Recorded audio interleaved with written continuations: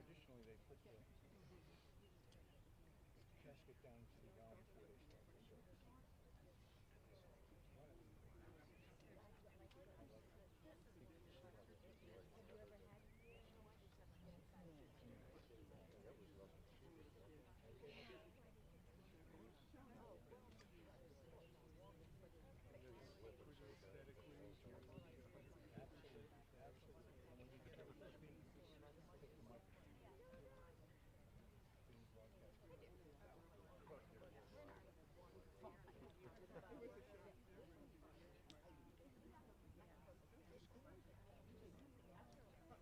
It'll be about a 15-second.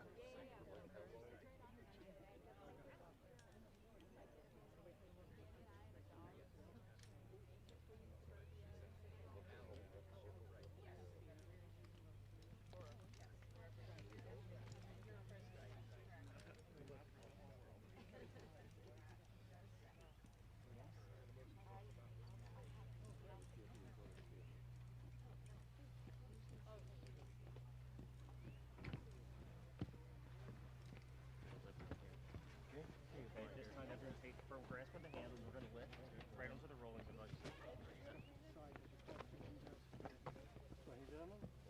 Go higher. Yep. Higher.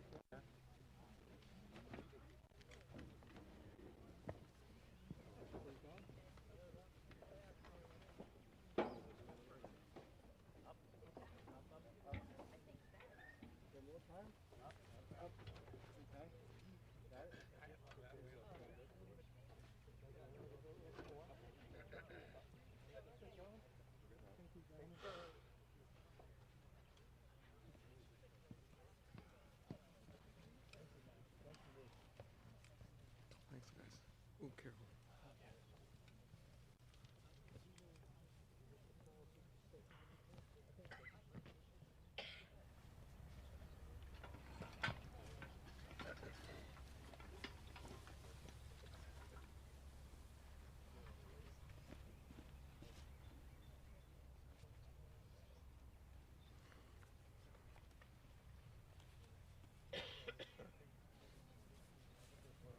Very good.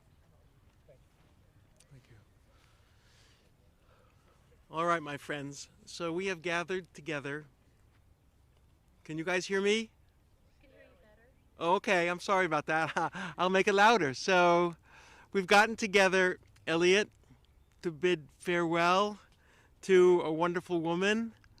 We'll speak about her in just a few moments. I'd like to start with the 23rd Psalm, which I think most people know much of. Maybe some people even know the Hebrew. If you do, you can join with me when I read the English. If you know the English, please join with me. The Hebrew goes thusly. Mizmor leDavid, Adonai roi, lo echsar, binot deshe, yarbitzeni, al mei menuchot yenahaleni, nafshi yeshovev, yancheni v'ma'aga letzedek למען שמו, גם כי אלך בגצל מוות, לא אירא כי אתה עמדי. שבטך ומשענתך המה ינחמוני, תערוך לפני שולחן נגד צורריי. דשנת ושמן ראשי כוסיתי ויה, אך טוב וחסד ירדפוני כל ימי חיי, ושבתי בבית אדוני לאורך Yamim. The Lord is my shepherd, I shall not want. He makes me to lie down in green pastures. He leads me beside the still waters. He restores my soul. He guides me in paths of righteousness for his name's sake. Yea, though I walk through the valley of the shadow of death, I will fear no evil, for thou art with me. Thy rod and thy staff, they comfort me. Thou preparest a table before me in the presence of my adversaries. Thou hast anointed my head with oil. My cup runneth over. Surely goodness and mercy shall pursue me all the days of my life, and I shall dwell in the house of the Lord forevermore. וישוב העפר על הארץ כשהיה, והרוח תשוב אל האלוהים אשר נתנה. The dust returns to the earth as it was, but the spirit returns to God who gave it. May Joy's soul be bound up in the bond of life eternal. Send comfort and consolation, O Lord, to those who mourn. Grant strength to those whose burden is sorrow, and let us say, Amen. Now we're going to spend moments of recollection and memory, and we're going to walk down memory lane. I know there are many who have deeply, deeply embedded memories in their souls, in their hearts, in their minds. Who is Joy? What does she do? What did she do? What impact did she leave on your lives? There's probably much that's just never been said, although I suspect from everything I've heard about her, there's so much to say. No one could ever totally and completely encapsulate exactly what she did or who she was. And perhaps if you ask Elliot when we're finished, he can tell you more than I can possibly remember, because truthfully, I met her only once. But I'll tell you about that anon. It was a wonderful meeting, was it not, Elliot? Yeah. So we're going to spend a few moments now, and who would like to speak first, I'd ask you kindly to come to the mic, stand here next to me. Elliot? Yes.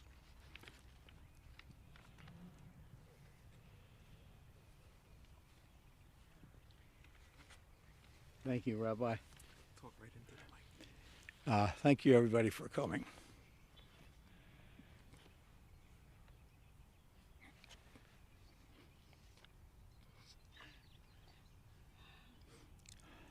It was a beautiful night in October of '78. I walked into this club, Elan, it was called. People were playing backgammon, and there was a dance floor. And this beautiful woman was sitting there with some other guy.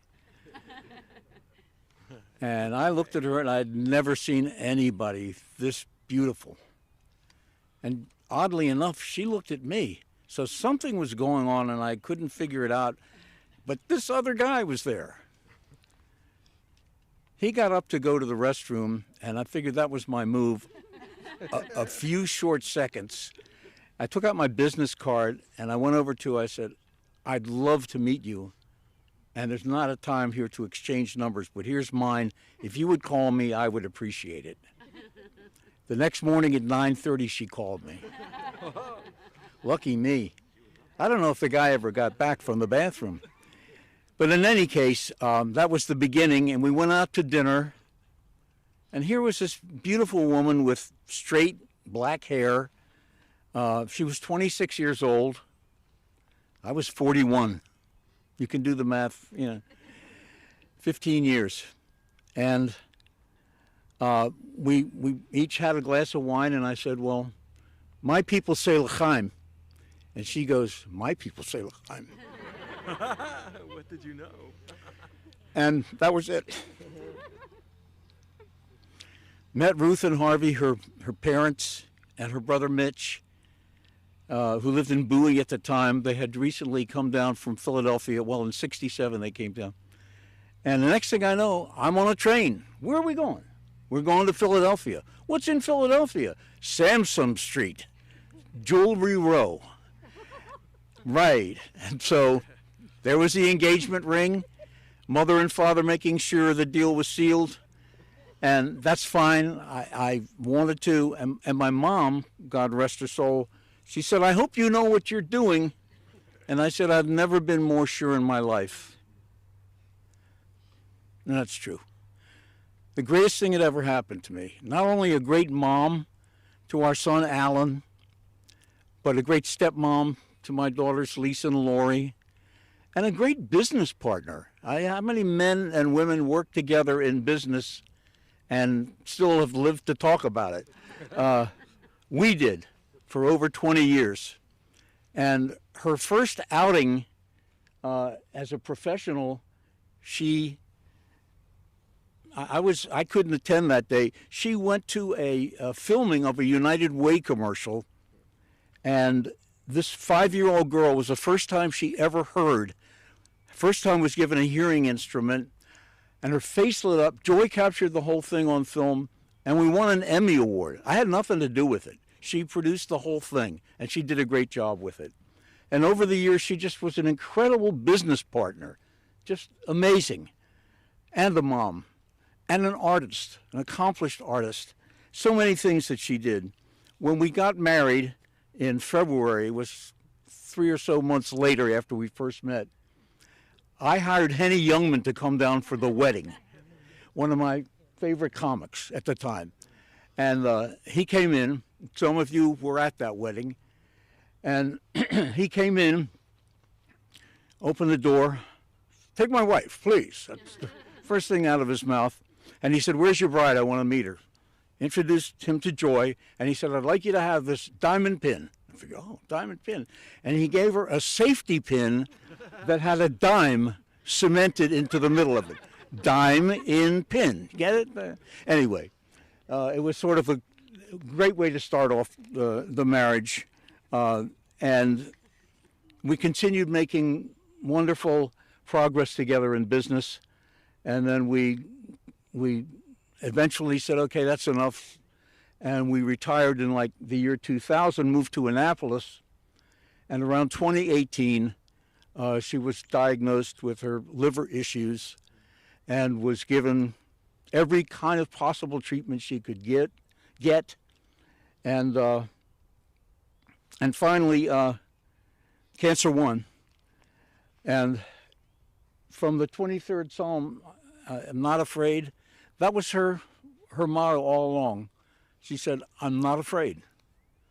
And she went out with, actually Mitch and all of us had been at the hospital that day, but she waited for everybody to leave. And when she left, when everybody left, that's when she left. So a better partner, a better wife, a better everything, mom, stepmom, sister, you couldn't ask for more. Joy was the joy of life. Rest in peace, sweetheart. Thank you.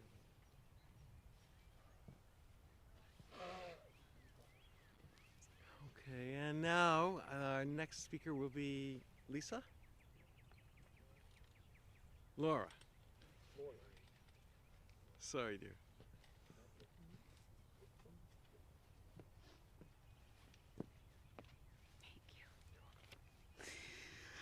Ah, it's so good to see everybody. We were in the car on the way over, and all I can think about is gratitude. That's just what comes to mind when I think of Joy and my ode to Joy. I remember Lisa and I were asked to be in the wedding, and I remember she took us out to get beautiful dresses, and we thought we were just princesses and fancy, and that's how she made us feel. Was so loved right from the beginning. We weren't anything different to her than daughters immediately, and I'm forever grateful for that. And when I think of silly anecdotes, she taught me how to pluck my eyebrows, and that was very important in the 80s. So, and I remember being in her bathroom at the River Road house, and I was like, I want to look like her. She's the most beautiful, kind person, and we were like girlfriends and an auntie and a mom, a second mom, all put together. And I just want to thank you, Joy, for making my dad so happy and for giving this extended family our time together. I'm just so grateful. We're all so grateful. We haven't seen each other, the pandemic, and in general, I recently had Scott and Holly to Hollywood, and I wouldn't have met Matthew, Alan's beautiful partner, and I get to see my sister for the first time, and Sue and I are talking, and I get to talk to all the Stearmans and Uncle Donnie, and I'm just so grateful. And I've known that woman for 44 years, and she was just such a spiritual warrior. Don't listen. She was a spiritual badass. And once again, I'm so grateful for my baby brother. And she was our biggest cheerleader. I mean, that's the thing. I write anything that anybody did. She was like, go Amy, go Donnie, go Dad, go Lisa, go Lori, go Alan, go Matt, go my Stein niece and nephews. She was just our biggest cheerleader and so proud. And that just fills me up to this day and always will. And we will just be forever in purple always, as Aunt Phil said, the Purple Parade today. And in advance, Joy, I just thank you for helping us with our sorrow here where we are now. So we thank you in advance for watching over us and helping us with our grief as we mourn. Thank you.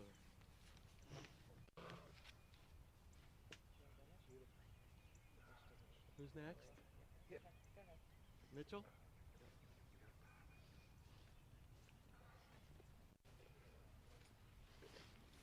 Should I put some notes on my phone?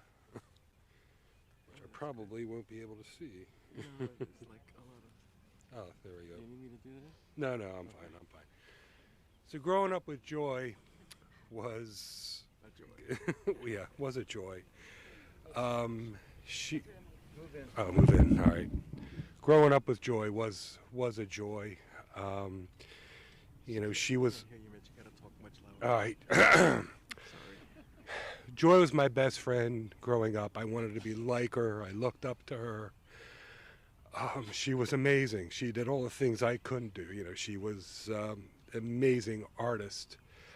You know, in my eyes, she was so poised in the way she was able to talk to people, handle herself, and I tried to emulate that.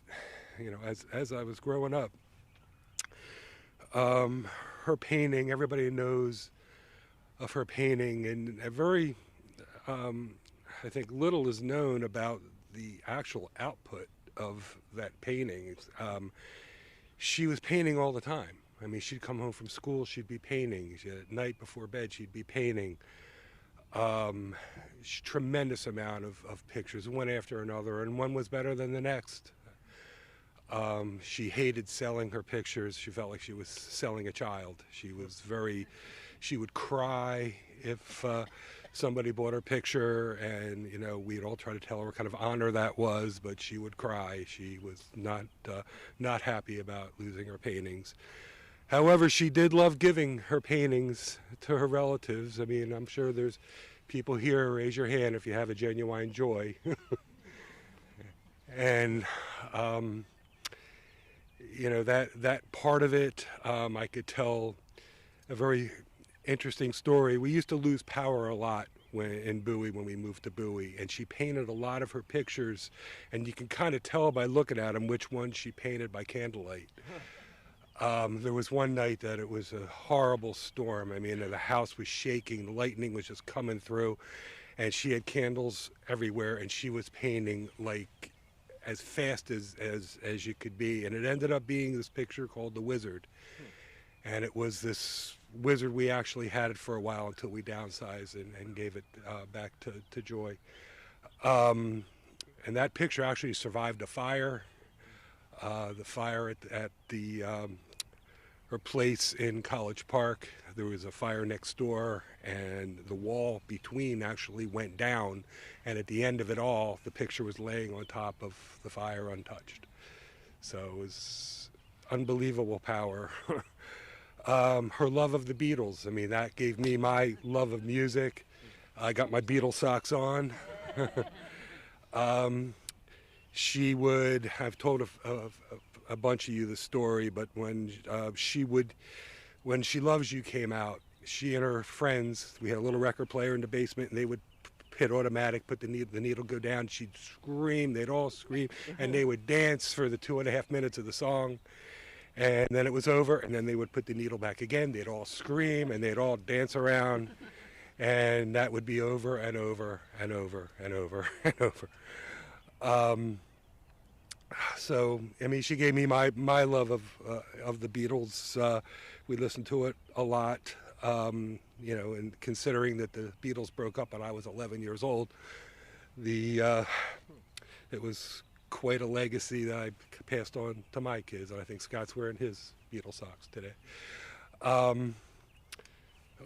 What else?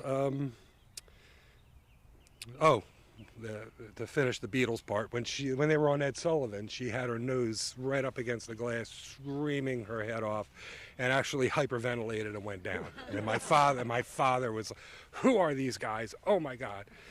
So, funny story about that. She took me to my first rock concert. It was the Rolling Stones. Bought me a T-shirt, and that T-shirt got handed down to Scott, which eventually got handed down to Holly. And she just sent me a picture a few weeks ago that she went to a 70s party and wore that Rolling Stones T-shirt. So I thought that was kind of all come together. When we moved to Philadelphia, my father had a new business, and she went right to work for him as a telemarketer. And she would sit on the phone for hours, and she was Mrs. Black calling from Beltone, a 16-year-old girl. And she would generate leads, and she worked from the phone book. I mean, we had nothing else to work on. And I remember the Beltone factory called and asked why we had 3 patients all named Anderson, and so, but she was effective. She was a good closer. She closed for those appointments, and I know that went straight through to everything she did when she worked for GraphNet, and then eventually with Denniberg Advertising, she was a big part of their success. So she was a lot of fun. I couldn't imagine life without her. I can't imagine life without her.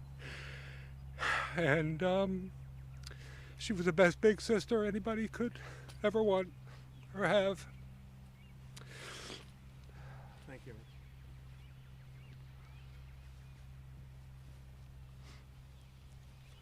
All right. Yeah. Lisa? Alan? Yeah?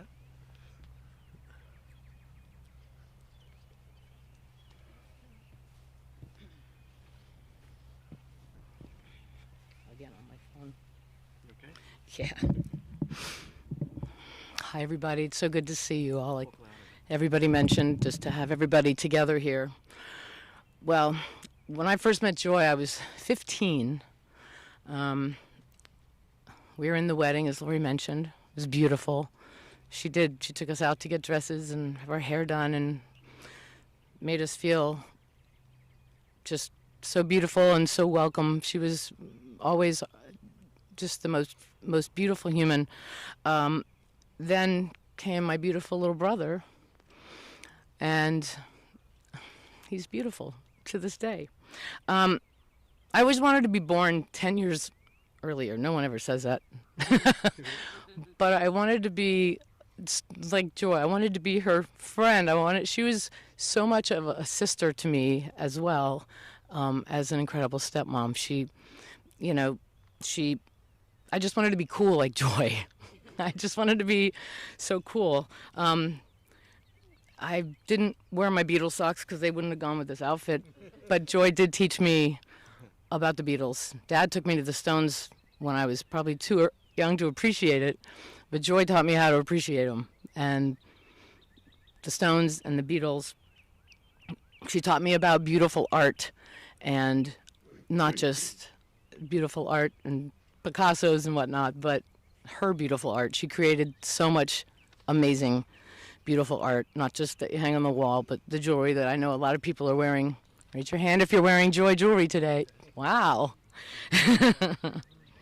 She was everything purple and pink and flowers and tie-dye.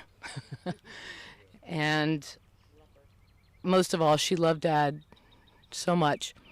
Their love was the kind of love that we all wish for. You will be so missed, Joy. You were so very loved. May you rest in peace, and we love you so much. Amen. Amen. Alan?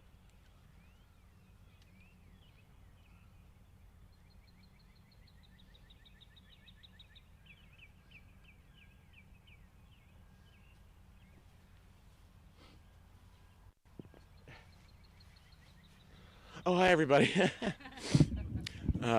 Thank you for coming. It's one of the points of light during all of this is seeing all of my family and all of everybody, and I know that she would be extremely happy to see that there's a party going on in her honor.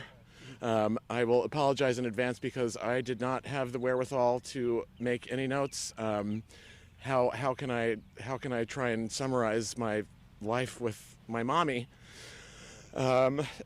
Getting lots of random memories, like going to the mall and having Orangina at Vita France and some chocolate croissants when I was a kid, or like the very last time that I ever had to go to the bathroom assisted when I called her to go and she came out of the room. We were at Bethany and she came out and said, "What? You don't need an engraved invitation. Just go to the bathroom." That was the last time that ever happened. I'm remembering driving home to the Avenel house when we were going from school, and I had fallen asleep in the car, and I woke up to see her flipping somebody off, and because they had cut her off, and I had never known my innocent little mommy to do that. But as we all know, she was the very unique combination of a lover and a fighter. We like to say that I'm one or the other, but she was both in such a way. A lot of the great feedback that I've been getting is some of the talking points that I could only imagine that I can pull out coming from old friends, from high school friends. Thank God there's one of you here. Got a lot of great emails and a lot of great messages, all kind of describing, but there were three main things that Liliana, who wrote earlier, was one of my other best friends from high school. We always remembered her artistic and creative spirit, her undying and completely total support and love for you, and how cool she was.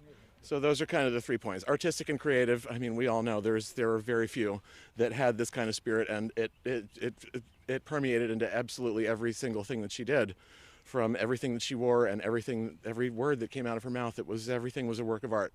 Every single thing that she ever did. Creative spirit, yeah, that's one of the most important assets that I can bring into the world, and I know that I got it from Dad and from her. I mean, so there's that. What was the second point? Her undying love and support. Yes, Lori, you said it, cheerleader. She was the biggest cheerleader for everybody. There was not a single thing that I ever did or said that I didn't think that she was there to support. And she would always tell me, you can do anything that you want if you put your mind to it. You are the best. You are the greatest. You are the most creative. You are the sweetest. You are the nicest. I mean, what else could you possibly ask for from someone who was in the position to nurture you? That was the most nurture of anybody. She was the best mother. And I know that we have all had moms, and a lot of you are moms, but I'm sorry, she wins. She wins. And how cool she was. Oh yeah, I very much remember she was a younger mom when I was a kid, and I remember showing up and she would come in the 80s with the hair and her witchy white streak, which I always wish that I grew. Mine kind of grew over here, but we can only ask for so much. And everybody just always wanted to be around her.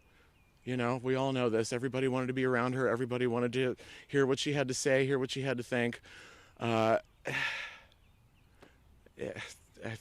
lot of words are failing me. I've spent a lot of time and money trying to cultivate my ability to use the English language, and it has kind of fallen out from under me. I have so many stories and so many things and so much. But all I can say is, I love you so much. I know she was a mother. She was a mom to many of us over the years, but I am the only one who was lucky enough to get to say that she was my mother. And I'm pretty sure that trying to rebuild my life without her will take the rest of it, but that's okay, because I know that she'll be with me and she'll be with all of us. And thank you for coming. Thank you, Alan. Bless you. All right, do we have someone else who'd like to share?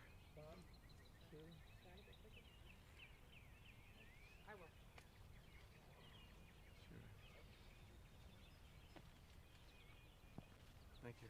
Yeah, no worries. I don't know if I guess this isn't working. All right. Let's see if I can actually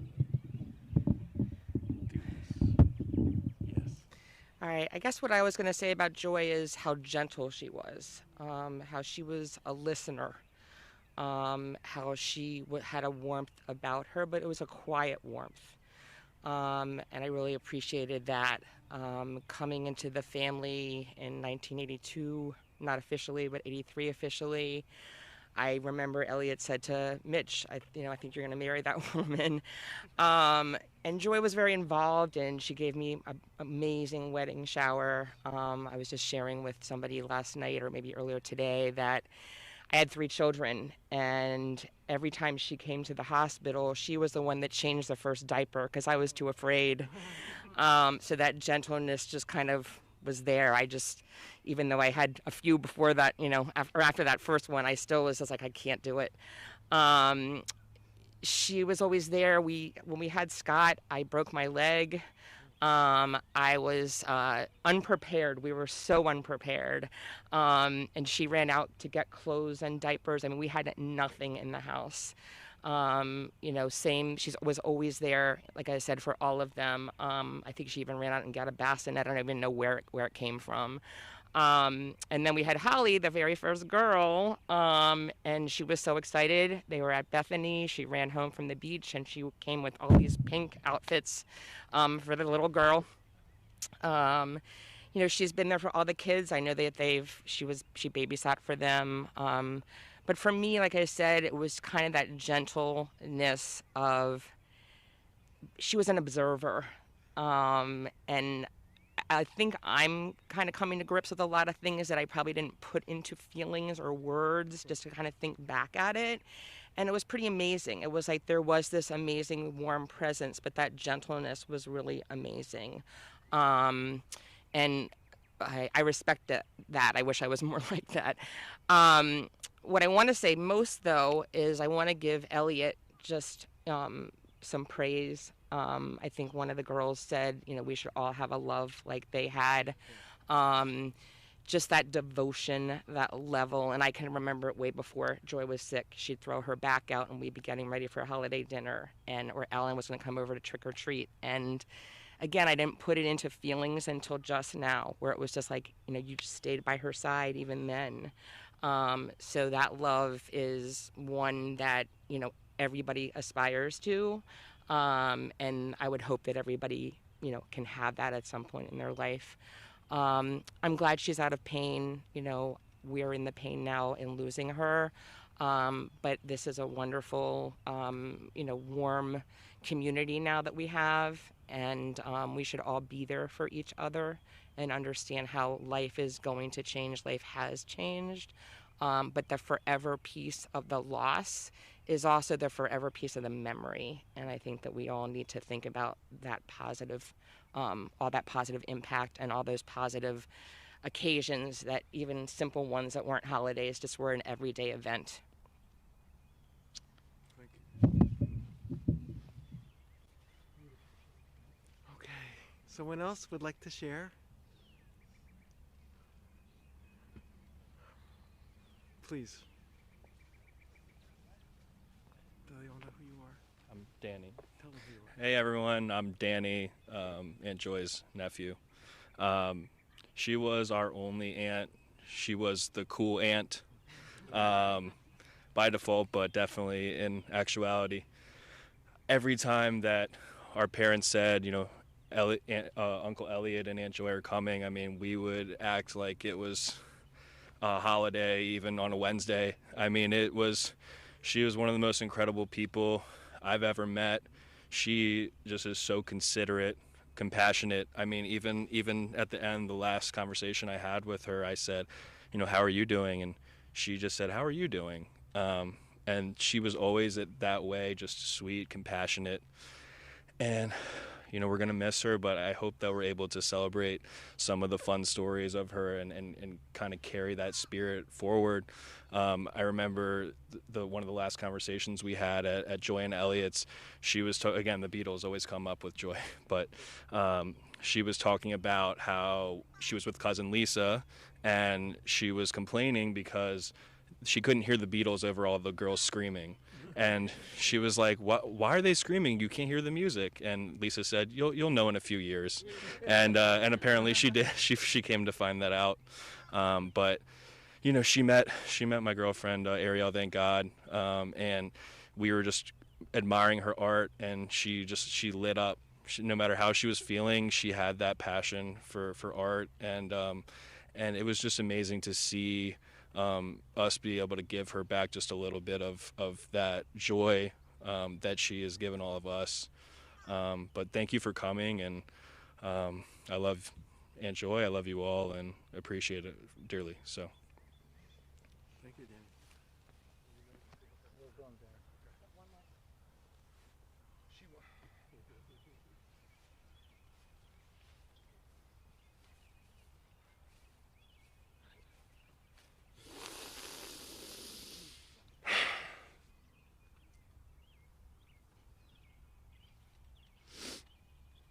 I was kind of relieved when my brother came up here because I thought I didn't have to do this, and if someone wants to go after, that'd be great, so I'm not the last one. I thought I'd be ready for this because how the past little bit's gone. But I don't think I was. It just hit me when I got here. She was, what are the common themes here? Cool, cheerleader, loving, just like her mom, my grandma, very excited about family. She would sit at like a family dinner and be really excited that just basking in it. Just happy. She would love this.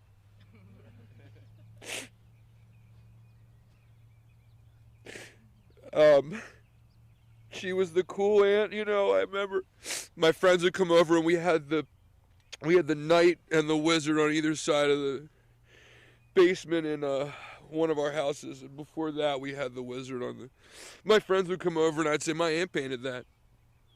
She was famous to me, and I only have one aunt, but I have others by marriage, but she was the most supportive.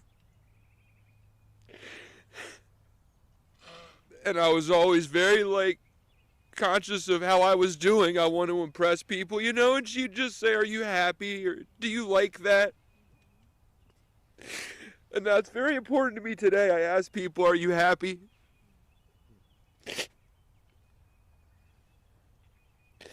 I got in trouble when I was 18 and she paid for a lawyer. Then she never said a word about it. She was implying, how are you, I'm, so grateful. I'm great. And I paid, I had to work a little bit, but how's work, how's that tab coming? And then I tried, she was just always there. And you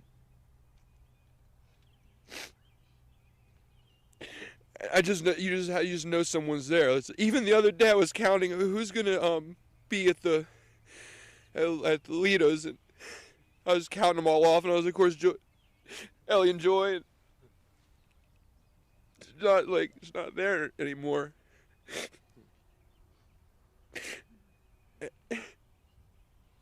And I just, all throughout my life, it's just she plays an important role. I was trying to start a little company. I was trying to do this little gig, and my parents said, just email, message Joy, and she gave me she took so much time and typed out what to do start to finish.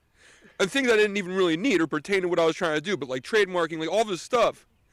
I was wow, what a resource, she just cared. And then she'd follow up on that. I'd see her, 6 months later.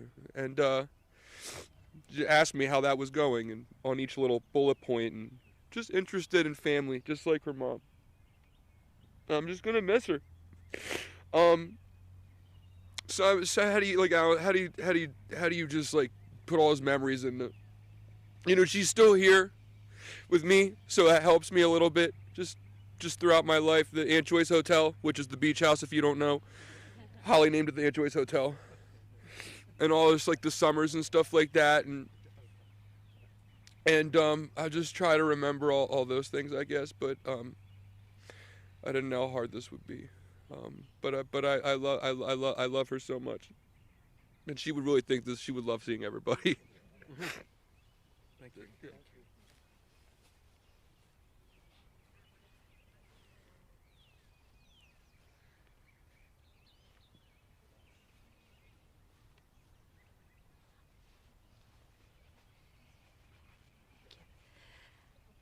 So I'm Sherry, and I was Joy's first cousin. our dads were brothers. Every summer, our vacation consisted of getting in our station wagon, and my brother and I slept on air mattresses in the back, and we drove all night to Philadelphia. And then we would stay with Aunt Ruth and Uncle Harvey and Mitch and Joy. And that was our summer vacation. So many, many of my memories come from when we were children. And I have to tell you, and I think I told a couple people this yesterday, she taught me all the bad things that I knew. I mean, I came from Western Pennsylvania, small town, Miss Goody Two Shoes, and I didn't know a thing until every summer I would learn new things from her. And the one summer we came, I don't know, I think she was 2 years younger than me. One summer we came, and her long, beautiful hair was cut short. Evidently, she and a friend put a bowl on her head and cut her hair around the bowl. And she had this short hair. I never saw my aunt and her grandmother, Grandma Sarah, I never saw them so angry. I can remember them telling my parents the story, and they were just so angry. But she was always the fun cousin. I learned about, I didn't do it, she didn't do it, but she told me all about weed, told me about it. We didn't do it that summer, but she told me. And I mean, we would be out, you know, my Aunt Ruth would say, be home at 6 o'clock for dinner. And at 5:45, I'd say, come on, Joy, come on, we got to leave. She'd say, no, it's no big deal. Come on, we can stay. We would be at a friend's house. She taught me about the Beatles. And those are my great memories of her. As we grew up, and you know, we went to colleges and we married, you know, our interactions got less and less, but Facebook brought us together, texting, and she loved emojis. She loved to text with emojis, lots of kisses and hearts, and always the cat. Always cat, yes. So I just wanted to share, because my times with her, even though limited as an adult, I go back to when we were kids, and they were very, very special to me. So rest in peace, my little cousin. I know this is hard for all of us, for everybody, and I love you. And Elliot, I'm glad that I did get to say a few words to her last week, or Sunday. Are we missing anyone? All right, so Elliot, do you believe in serendipity? I do as well. So you guys need to know that I wouldn't be here today had it not been for our daughter, who was working in a nursing home in Annapolis, who said, Dad, there's somebody here who wants to see you. I was floating around as a hospice chaplain. I came into that unit, and I walked in. I met Joy. She stood up from the bed, shook my hand, greeted me, as if I could tell there was anything wrong with her. But that's the least of it. Ellie and I are talking and speaking, and he says, do you remember? Turns out that his best friend's daughter was my babysitter in Washington, D.C. in 1955. 2 degrees of separation? Wait. After today, Elliot, it gets even better. Truthfully, so we got married back in '68. My wife's mother, who was some kind of big mocker in a synagogue in Yonkers, came to us and said, we have 2 very close friends. We can have one or the other. Which would you like? I said, Buddy Hackett. Jane said, no, Henny Youngman. And you know who won. Maybe that's why I'm still married. I don't know. But I just think about this, like 2 degrees of separation. It's just so unusual. And I do believe you all know these words. If Joy could speak now, a la Beatles, she would say, let it be. Very interesting how lives are intertwined and they come together. We're never quite sure why. There are reasons. Maybe they elude us.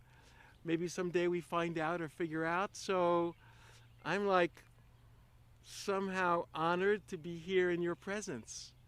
It's a very special moment, and hopefully I can find some sort of an earthly way to bring to you guys a sense of conclusion, but I'm not so bold as to know that that will happen instantaneously. There's a lot of space between now and then. A good friend of mine once used to always say to me, Jonathan, there's many a drip twixt the cup and the lip.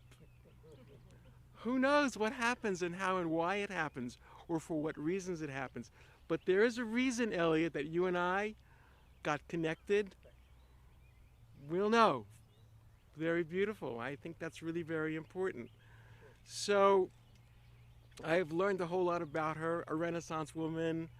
I guess whatever she touched must have turned into gold. Family, jewelry, artistry, I mean, some very special kind of lady. You are truly blessed. You're very lucky. God bless you. So we have a prayer that's entitled the El Mole Rachamim, which is really a chant that says to us that God takes our souls and places them at night in the sky to shine like the stars above us. Tonight's going to be a beautiful night. If you look up in the sky tonight and you see a bright, shining, twinkling star, that will be Joy's soul shining down on you. And what's the beauty of this, guys? Each one of us will look at a different star. And then we will know that joy is all around us. A beautiful thought. So before I chant this El Mole Rachamim, there was a beautiful anonymous prayer, probably written about 2,000 years ago by a rabbi who was living in Babylon. And this is what the prayer said. And if I capture its essence, I think it speaks to me a lot about who Joy is and what she managed to do in each of your lives. And it goes thusly. Do not stand at my grave and weep. I am not there. I do not sleep. I am 1,000 winds that blow. I am the diamond glints on snow. I am the sunlight on ripened grain. I am the gentle autumn's rain.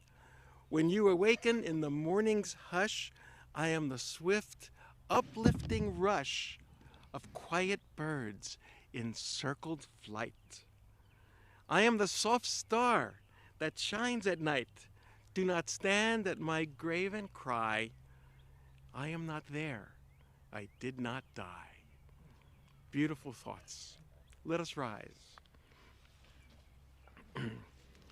El Mole Rachamim Shochen Bameromim Hamtzei Minucha Nechona Tachat Kanfei Hashchina B'malot Kedoshim Utehorim Kizohar Harakia Mazhirim Et Nishmat Yocheved Bat Rachel V'Hatzber Shehal Chali Olama Begahan Eden Tehei Menuchata Anabal Harachamim Hasdireha Beseter Knafecha Leolamim Utzro Bitzro Rachayim Et Nishmata Adonai Hunachalata V'tanuach B'shalom Al Mishkava V'nomar Amen. Exalted, compassionate God, grant infinite rest in your sheltering presence among the holy and pure to the soul of Yocheved, but Rachel v'Hirshber, Shahachali Olama. Merciful One, we ask that our loved one find perfect peace in your eternal embrace. May her soul be bound up in the bond of life eternal. May she rest in everlasting peace. And together we say, Amen. Now we're going to recite the mourner's Kaddish. If you'll give me just a few moments, we will distribute the Kaddish cards. You'll find it there in the original language and I think also in transliteration.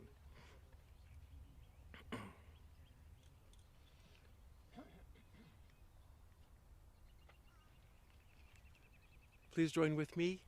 Yitkadal v'yitkadash shumei rabbah b'yalma divrach yirutei v'yamlich malchutei b'chayechon u'v'yomechon u'v'chayei dechol beit Yisrael ba'agala u'v'zman kari v'yimru amen yahei shmei rabbah mivorach li'olam u'la'omei olmaya Yitbarach v'yishtabach v'yitpoah v'yitromam v'yitnaseh v'yitadar v'yitaleh v'yithalal shemei dekudesha berichu le'elah min kol birchata v'shirata tush b'chata v'nechemata da'amiran b'alma v'imru amen yahei shalom rabba min shemaya v'chaim aleinu v'al kol Yisrael v'imru amen Oseh shalom b'mromav, hu ya'aseh shalom, aleinu v'al kol Yisrael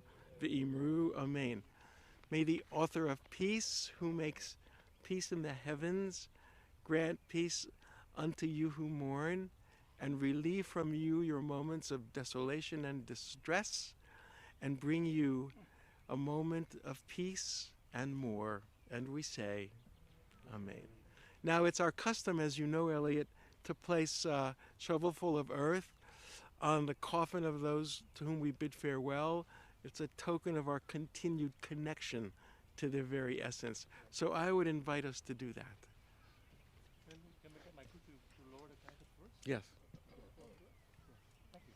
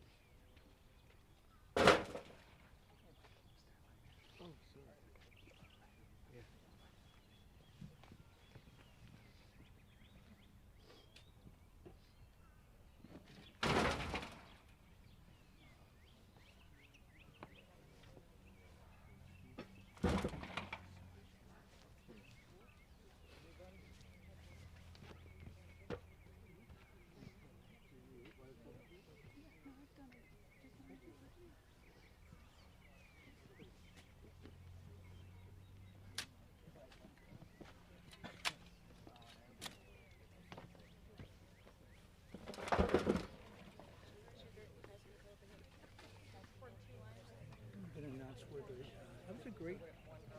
Yeah, right. So who did you take? Henry Hackett or Henry Young? Yeah.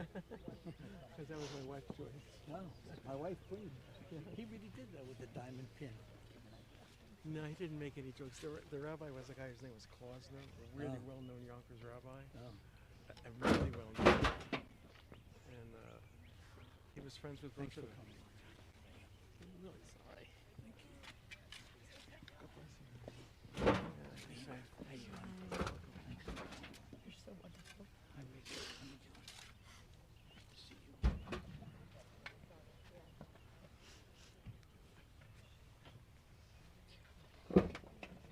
Splitting chickens. Look at this kid. Look at this kid.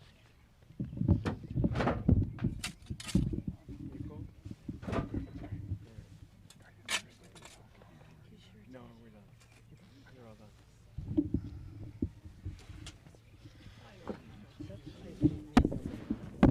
Oh, thanks. Hi, Rachel.